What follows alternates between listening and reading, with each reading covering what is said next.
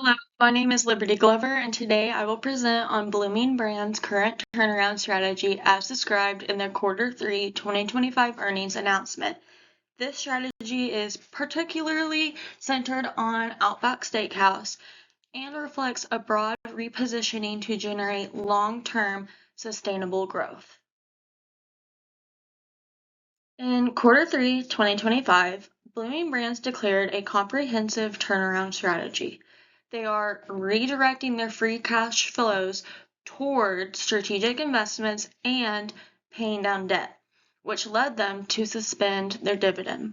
Their plan centers on four pillars: improving the dine-in experience, making the brand more relevant, reigniting a positive culture, and refreshing their restaurant's assets.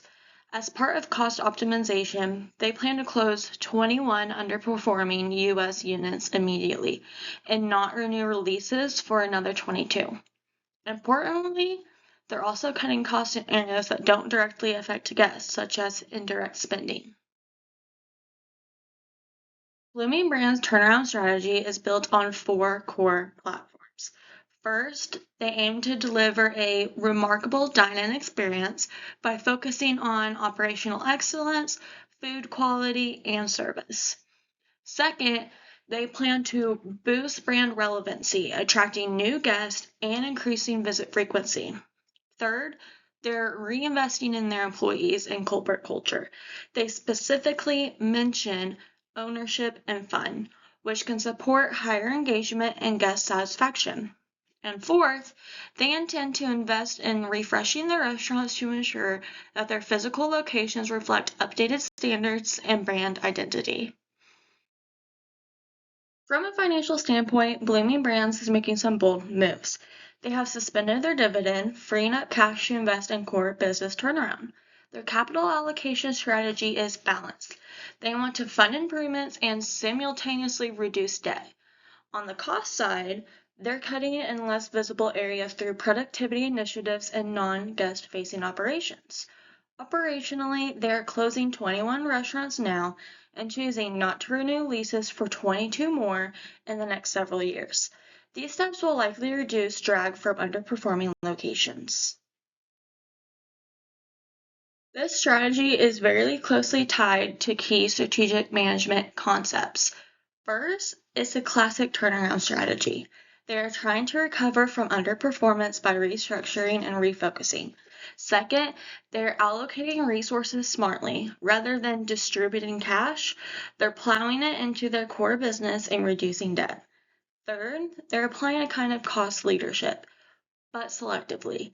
They're not cutting guest-facing quality, but reducing cost and back-end operations. Fourth, there's an emphasis on organizational culture, with investment in employees, which is critical for long-term strategic success. Finally, their decision to close underperforming restaurants is a form of portfolio optimization, removing weak links to strengthen the overall business.